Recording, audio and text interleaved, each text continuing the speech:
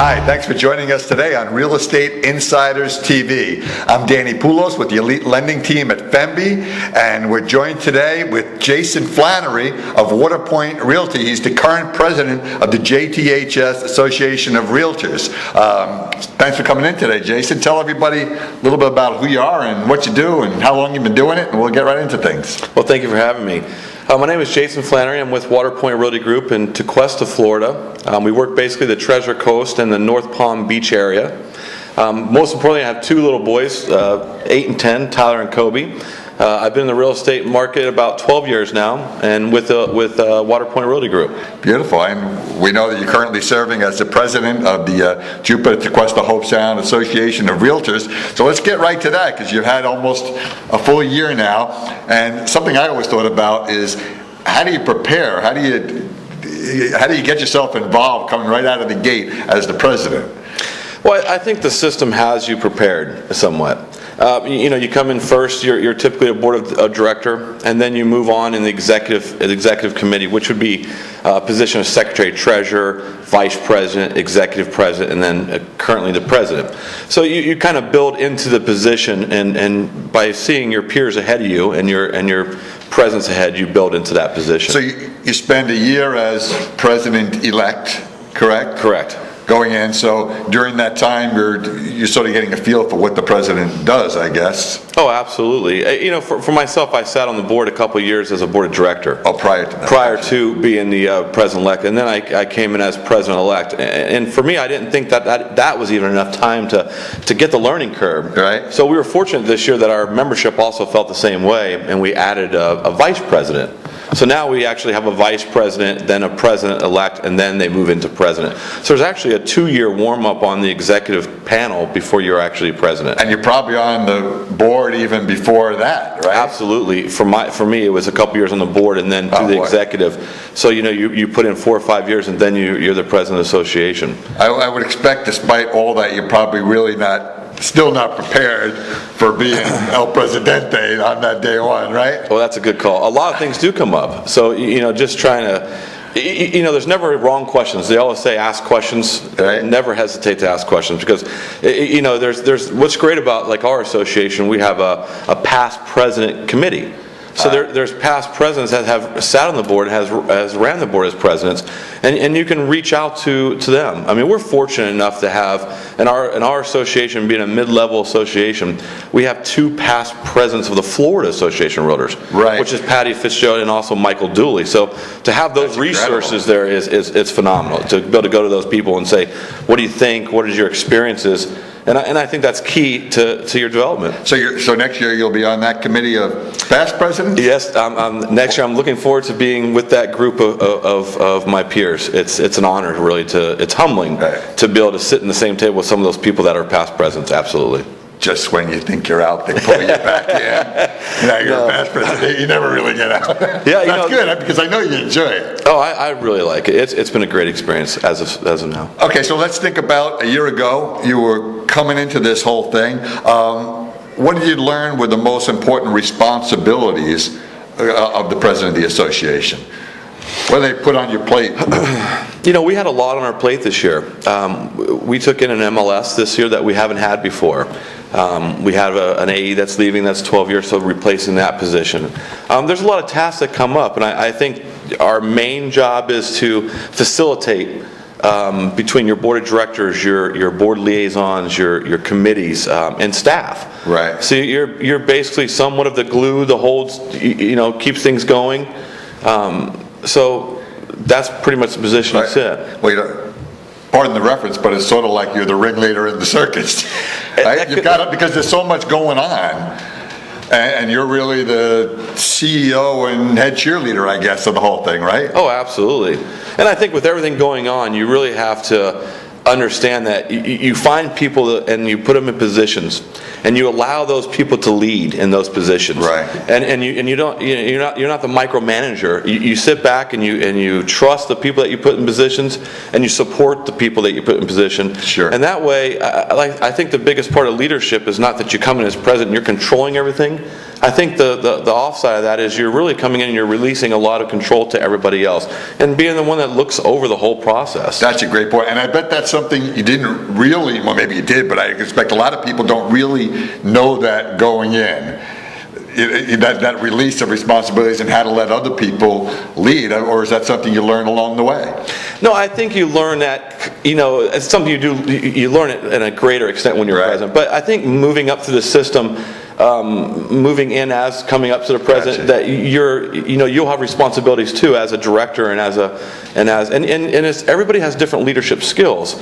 Maybe one president maybe lead a certain way, and then the next year it's a little different, or they'll take what you've learned and grow on that. And it's kind of what I've tried to do. I've had the privilege of seeing 3 other presidents lead this association while I was on the board. Right. So I think I've taken a little piece of each president and tried to make the best I could out of my year. Right. I think what some people may not realize is you're actually the youngest president ever of the JTHS Association, right? Yes, and that's a challenge in itself. I bet. I mean, you're dealing with people that have been around there a long time, had a lot of experience, and they're necessarily older. So you explained something to me that I didn't really have a feel for before, that each president really comes in sort of a dynamic position. It's not just, okay, here's what we do, and then here, you sit over here, president. You actually get to come in with your own sort of agenda, right? Yeah, the president in the association, depending on what kind of association you're involved in, our association is an association ran by members and realtors. Gotcha. It's not a staff-driven association to where your president would be more of a figurehead at that point in time. Right. Where our association is ran by realtors and the members have an actual voice of what they're doing. I think the president comes in, which I did. I came in with somewhat of an agenda to say, these are things that I want to see improve, or these are things I want to build on. Right. And then I took my ideas to the board of directors and got the feedback from the board. And then from then, you task and set up your year, and the board, everybody works together to make these things come to place. Right, so you don't just get to go in and say, here's what I want to do this year and get a rubber stamp on it. Now you've got to deal with the board of directors, the membership, all the committees, right? I mean, everyone's sort of got to come on board with what your vision is. Oh, absolutely. Or you change some of your vision. That's the point I'm really trying to get to. So you come in with your agenda, and then you've got a lot of feedback from everybody, and you sort of, I guess, find a mid-ground. Is that a process you had to go through? Well, sometimes you'll have a vision that I think that coming in, you always want to extend the business. You always want to grow membership. The question is, how do you want to grow the membership? Everybody might have any idea you want to grow really fast, or you want to, slow growth, and that's the kind of thing that I think you talk to your team. I look at a board of directors president, not necessarily the coach of the team, but more as like the quarterback of the team. And you're relying on other people to kind of... You didn't like my ringleader analogy. We're going to go back to the sports thing. We'll keep it as coach, okay. Yeah, absolutely. But no, I really think that the key to this is to be fast, fluid, and flexible. To understand that this is constantly moving, living, breathing thing that you're doing. Right. And that you have to be able to come in with something, and the board may want to go a different direction. So you have to be able to accept that and support it and move forward with the group. It's a majority-ran association. No one person is ever running an association. Are all the associations, the realtor associations, like that, or is there something unique about the way JTHS does it? Well, it's hard for me to speak on what other associations do, just for the fact that I haven't been involved with other associations. With Jupiter's Quest, I think we are unique in some aspects because we are so realtor driven. We listen to our members. We have great leadership academy. I think another big part of our job as president and board of directors is identifying other leaders. Getting them put into positions where they can grow and see if maybe a board of director or a chair of a committee or encourage them to get involved. And then to see if that's really a passion of theirs. But really, looking back at this, that's kind of one of the biggest things we do.